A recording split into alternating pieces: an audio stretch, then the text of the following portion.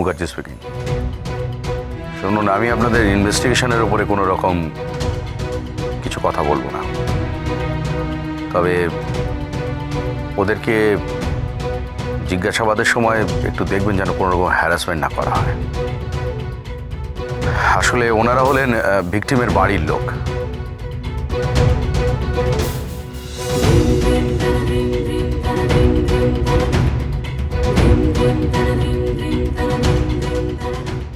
হীরক, যেই তোর মায়ের দিকে আঙুল উঠলো অমনি তুই বদলে গেলি। এই নাকি তুই গার্গীকে এত ভালোবাসিস? মিষ্টি বৌদি প্লিজ, আজকে গার্গীর কাজ, কোনো রকমের ঝামেলা অশান্তি আমি চাই না এই বাড়িতে।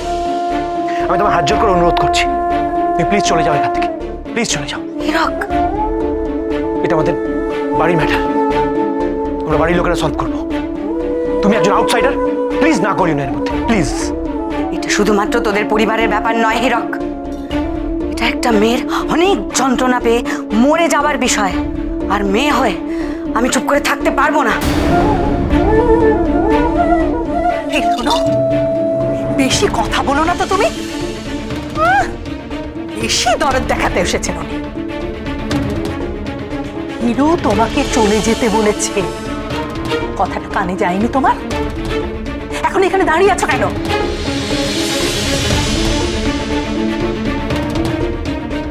কি হলো, কি ভাবছোটা কি তুমি? কাকিমা,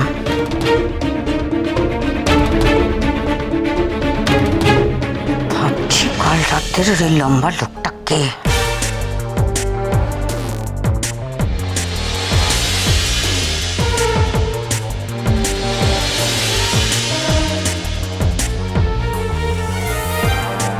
যার সাথে এত কথা বলছিলে,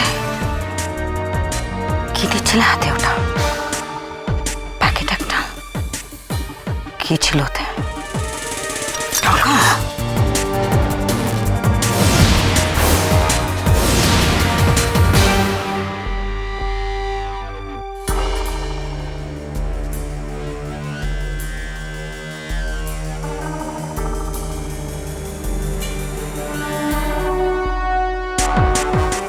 কি হলো, মা এইভাবে চলে গেল কেন? আর মিষ্টি বৌদি মায়ের কানে কানে কি একটা বললো না? হ্যাঁ রে, মিষ্টি দিয়েও তো জেঠিমার পেছন পেছনই গেল।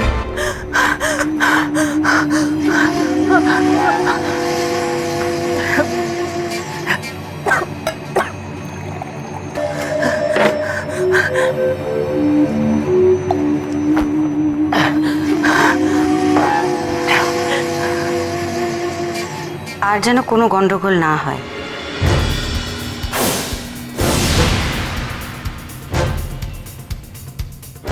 এই বলিস আসাচ্ছিলে তো?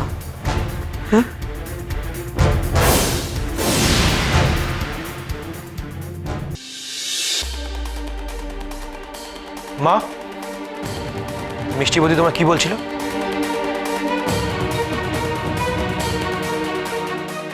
কি বলে দেবো কাকিমা? কি ব্যাপার বলো তো? তুমি কি আমাদের উপর নজর রাখছো? হিরো, এই হিরো, তুই বলি না কাল নাকি তোর ঘরেতে কে ঢুকেছিল? হ্যাঁ, আমি তো ফোন বাজার আওয়াজও পেয়েছি, বেরিয়ে দেখলাম কেউ নেই। দেখবি কি করে? এই যে তোর মিষ্টি বৌদি, সেই তো রাতের বেলা চোরের মতন আমাদের ঘরে ঢুকে আবার পালিয়েছিল।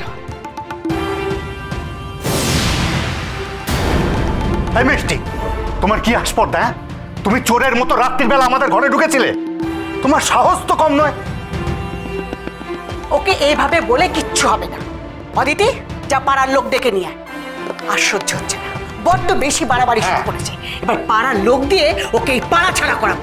তাই নাকি? চেষ্টা করে দেখো না। তবে কোনো হুমকি দিয়ে আমাকে আর চুপ করে রাখা যাবে না।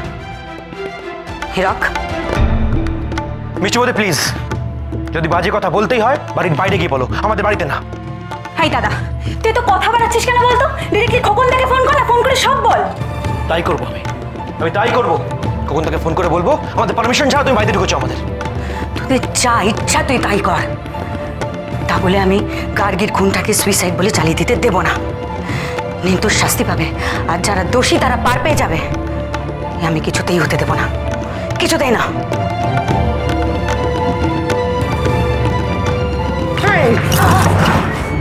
এটা আত্মহত্যাই। দেখি তুমি এটাকে কি করে খুন বলে প্রমাণ কর। দেখি বেরো, বেরো, বেরো এখান থেকে। বেরো, বেরো বাইরে। বের কর, বেরো, চল, বেরো।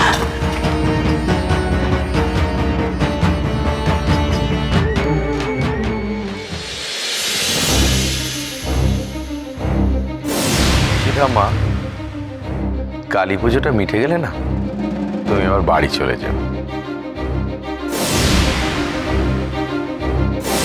আমার এই ছেলে যদি আমার সেই স্বপ্ন পূরণ করতে না পারে, আর যদি মিষ্টি পারে, তাহলে তো আমাকে মিষ্টির পক্ষেই থাকতে হবে। তুই তো পুলিশ, হ্যাঁ তুই তো পুলিশ, তোদের তোমার বিবেক বলে কিছু থাকতে নেই, তোরা শুধু ডিউটি করিস, ডিউটি। মানুষের মন বলে যে কিছু আছে, সে এইটা যে জানতে হয়, সে মনের মধ্যে যে ঢুকতে হয়, এরা জানে না।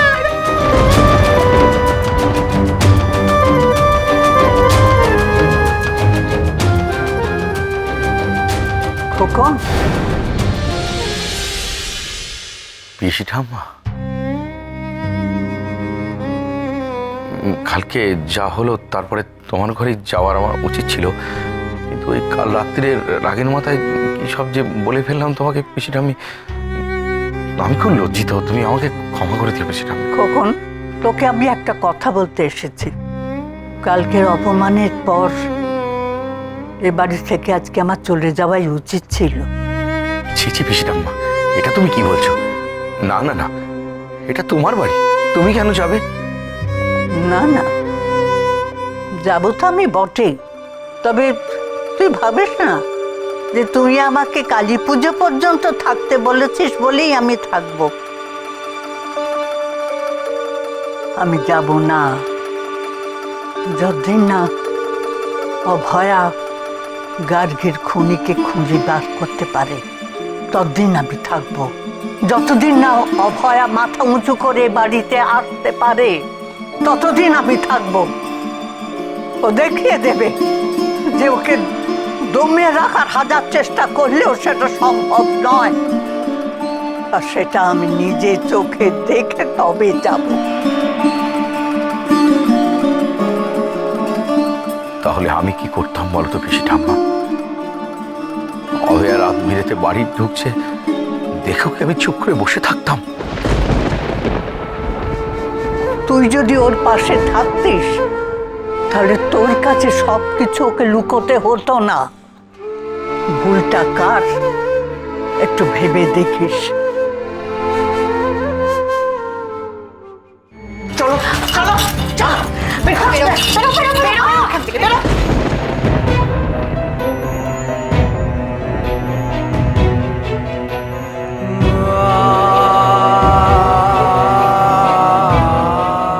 মিষ্টি দি, মুনিয়া তুমি? মিষ্টি দি, তুমি আমাদের জন্য এভাবে আর কত অপমান সহ্য করবে? মুনিয়া, তোমার মা ভাই ওরা কোথায়? মাসিমা, আপনি?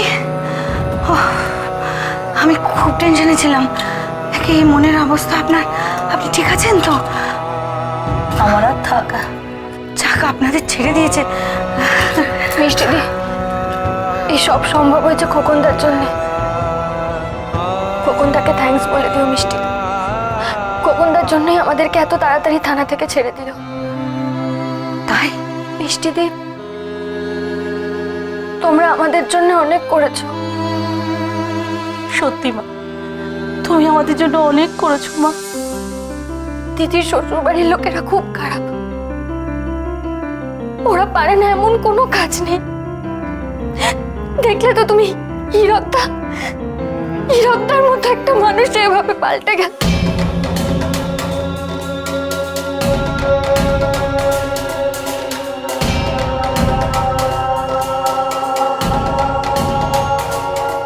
মিষ্টি দি, আমরা যাই, আজ তো দিদির 3 দিনের কাজ।